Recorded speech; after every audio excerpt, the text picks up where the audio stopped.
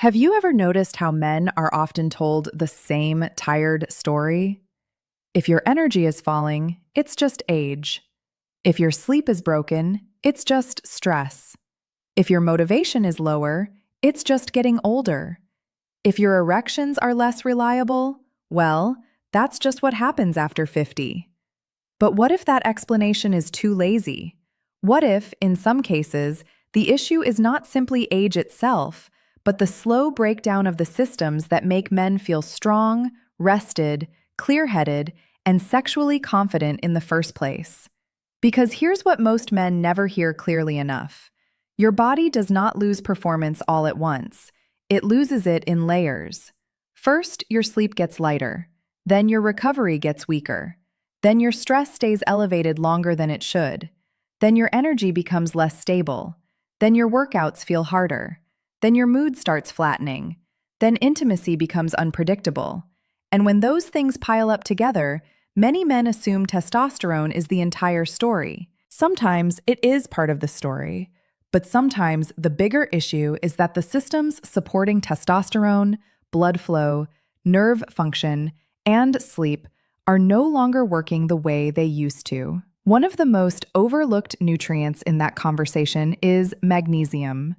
Not because magnesium is some magical cure, not because one supplement fixes everything, but because magnesium sits quietly in the background of hundreds of physiological processes, including muscle and nerve function, blood pressure regulation, glucose control, and enzyme activity. The NIH Office of Dietary Supplements notes that magnesium is required for more than 300 enzyme systems in the body.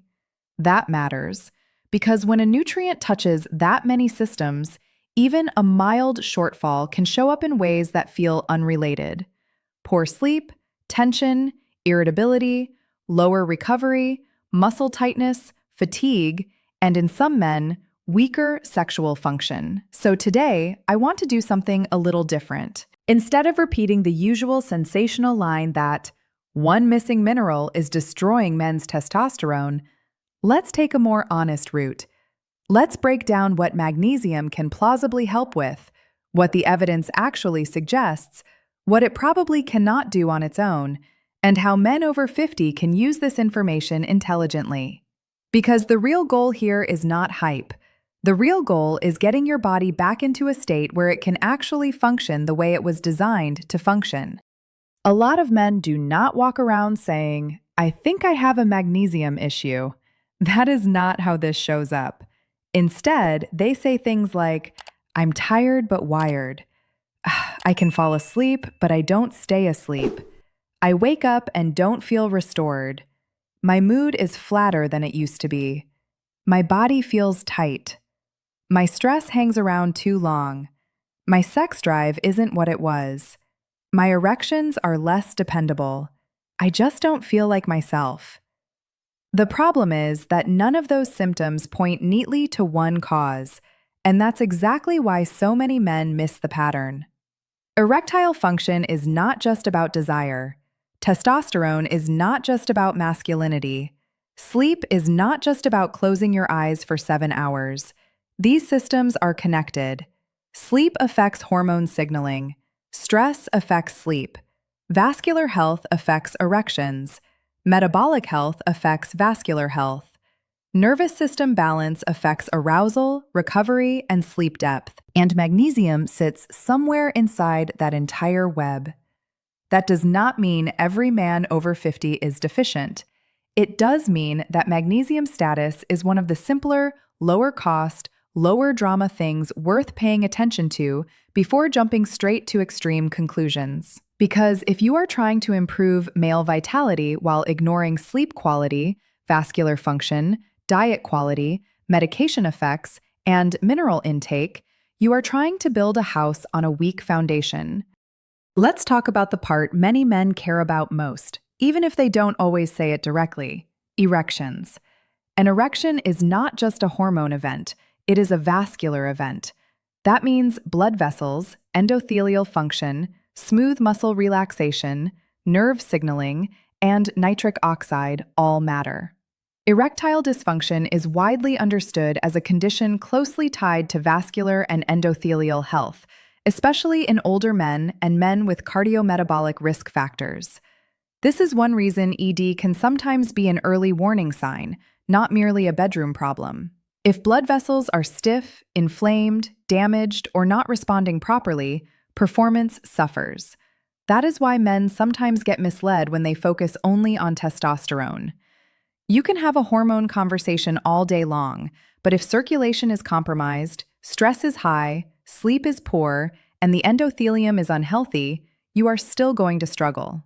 So where does magnesium come in? Magnesium plays roles in vascular tone, muscle function, and enzymatic processes that influence how blood vessels behave. It is not a direct substitute for prescription ED treatment, and it should not be framed that way. But when magnesium status is poor, the body's broader regulatory systems do not work as efficiently. This is where a lot of supplement marketing goes wrong. They take a real biological concept, like nitric oxide or endothelial support or vascular relaxation, and turn it into a fantasy promise. The more honest version is this. If a man is under-recovered, undernourished, sleeping badly, stressed, and metabolically unhealthy, fixing one nutrient won't transform him overnight. But if magnesium is part of the missing foundation, correcting it may help the larger system work better. That is a very different claim, and it is the smarter one.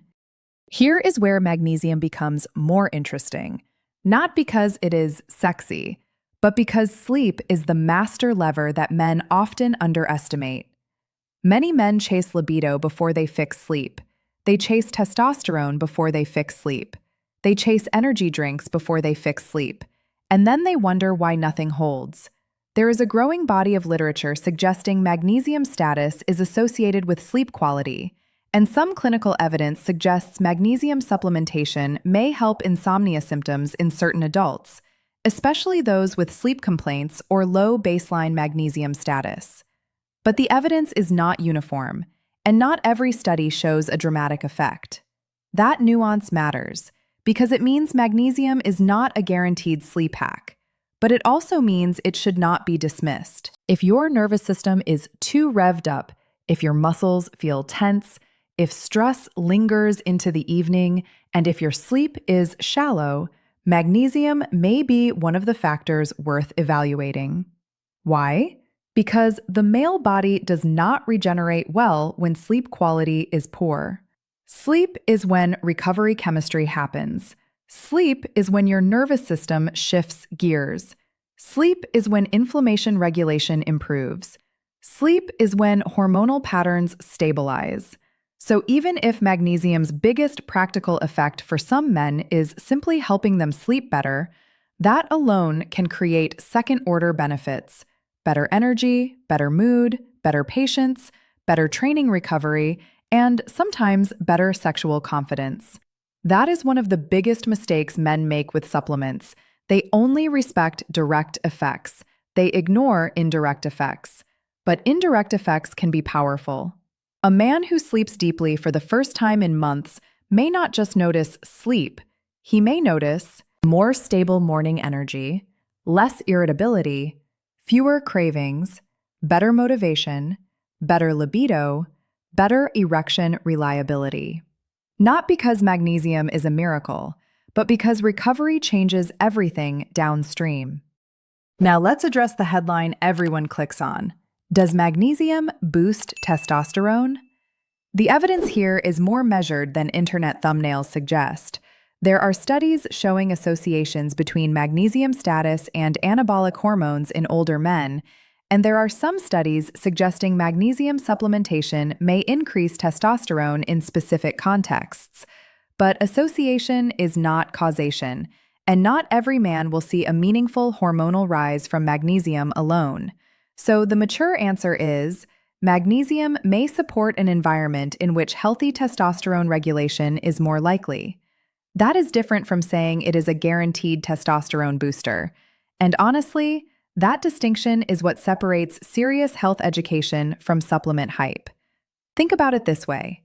Testosterone does not exist in isolation. If you are sleeping badly, chronically stressed, inflamed, sedentary, overweight, drinking heavily, and eating poorly, your testosterone environment is already under pressure.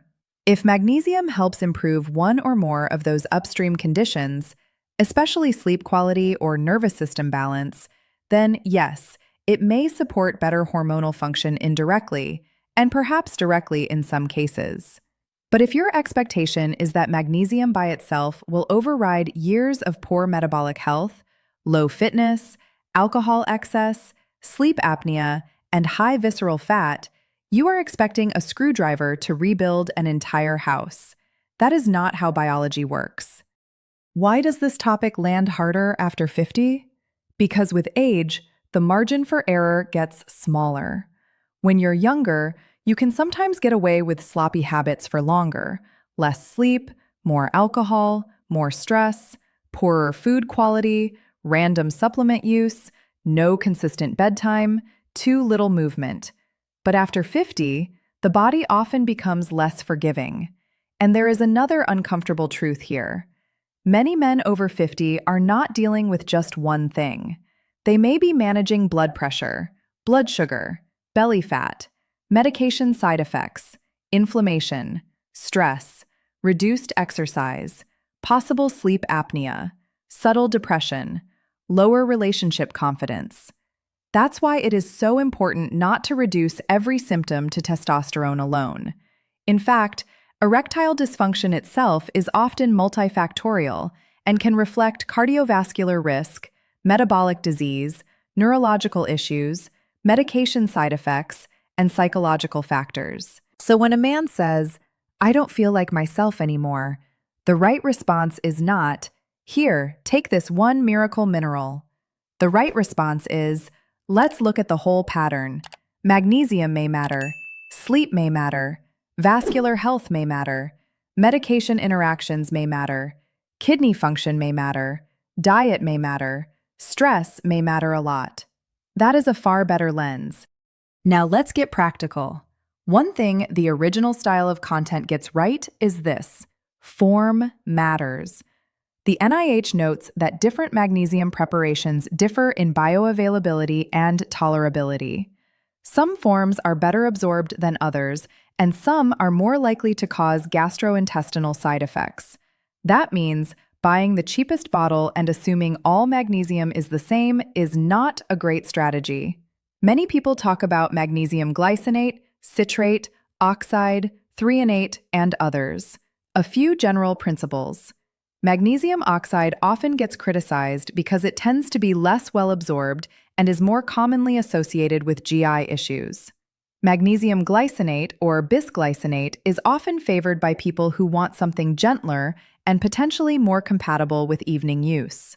Magnesium citrate can be useful too, but some people find it more likely to affect the gut. Magnesium threonate has become popular in sleep and cognition conversations, though that does not automatically make it the best default choice for everyone.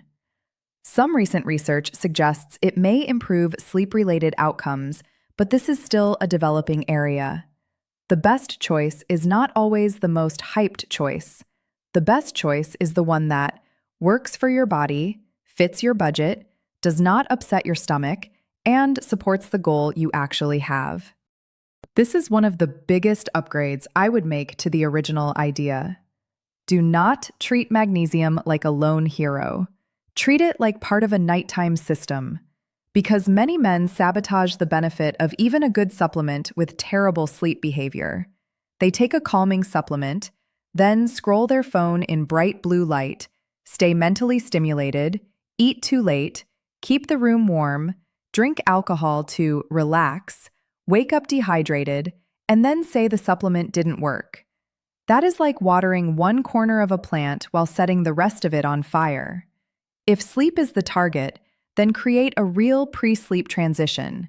Dim the lights, reduce mental stimulation, cool the room, cut screen exposure, avoid heavy late-night eating, avoid using alcohol as a sedative, and give the body a repeated signal that the day is over.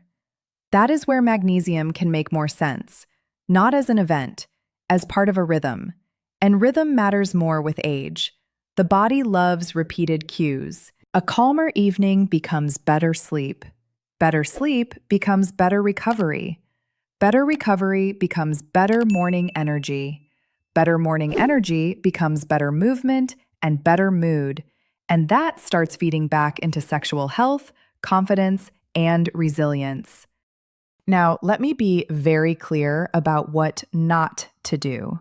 Do not use magnesium as an excuse to ignore symptoms that need proper evaluation. If you have persistent erectile dysfunction, major fatigue, low libido, loud snoring, observed pauses in breathing during sleep, chest symptoms, unexplained weakness, or suspected low testosterone, get evaluated. Because sometimes the issue is not a supplement problem. Sometimes it is sleep apnea, diabetes, cardiovascular disease, medication side effects, kidney issues, thyroid issues, depression, or clinically meaningful hypogonadism. Also, magnesium supplements can interact with certain medications, including some antibiotics, bisphosphonates, diuretics, and proton pump inhibitors, according to NIH. So, if you are on medication, especially several medications, do not play pharmacist with your body. Be smart. And one more thing. Do not chase immediate results like this is a performance pill. If magnesium helps, it often helps through the slow restoration of better regulation, better sleep, better recovery, and better baseline function. That is not flashy, but it is real. So if you want a practical way to approach this topic, here is the balanced version. First, clean up the basics, improve your sleep window, reduce evening light and stimulation, move your body daily, get some form of resistance training, watch alcohol, stop assuming poor function is just age, review medications and symptoms honestly. Second, get magnesium from food wherever possible. Magnesium-rich foods include nuts, seeds, legumes, whole grains, leafy greens, and some fortified foods. Third, if you choose to supplement, be realistic. Choose a form you tolerate well, use a sensible dose, take it consistently rather than randomly, and judge it over time, not over one night. Fourth, if your goal is male vitality, do not only track sexual performance. Also track sleep depth, morning energy, irritability, muscle tension, exercise recovery, mental calm, and overall drive. Because often the first signal that a strategy is working is not in the bedroom. It is in the nervous system. And when the nervous system improves, other things often follow. I think one reason men fall for sensational health content is because they are tired of feeling dismissed. They know something is off. They know their edge is not the same. They know they are waking up less restored. They know desire, performance, or confidence has changed. And they are looking for a simple explanation. That is understandable, but simple explanations can become traps. Because the male body is not a machine with one broken button. It is a network. Sleep, circulation, metabolism, hormones, stress, relationship quality, food quality, and physical activity all interact. So yes, magnesium deserves more attention than it gets. Yes, it may be one of the quieter missing pieces for some men. Yes, correcting a magnesium shortfall may help improve sleep quality, nervous system balance, and possibly some aspects of male vitality, especially if deficiency or insufficiency is part of the picture. But the deeper lesson is bigger than magnesium. The deeper lesson is this. When a man over 50 starts losing energy, sleep quality, and sexual confidence, he should not just ask, "What pill gives me quick results?" He should ask, "What systems have I stopped supporting?" Because once you ask that question, everything changes. You stop chasing hacks. You start rebuilding foundations. You stop treating symptoms like isolated failures. You start understanding the body as a connected system. And that mindset is where real progress begins. So if this topic describes you, do not panic, do not catastrophize, And do not resign yourself to the idea that decline is automatic and irreversible. Start with the basics. Look honestly at sleep. Look honestly at stress. Look honestly at movement. Look honestly at vascular and metabolic health. Look honestly at nutrition. And yes, take magnesium seriously enough to evaluate whether it belongs in that conversation. Not as a miracle, as a missing piece that may matter more than you realized. And sometimes that is how recovery begins. Not with a dramatic breakthrough, not with a viral miracle claim, but with a quiet correction to something your body has been asking for all along. And when you give the body what it truly needs, you may be surprised how much strength, steadiness, and confidence it still knows how to bring back.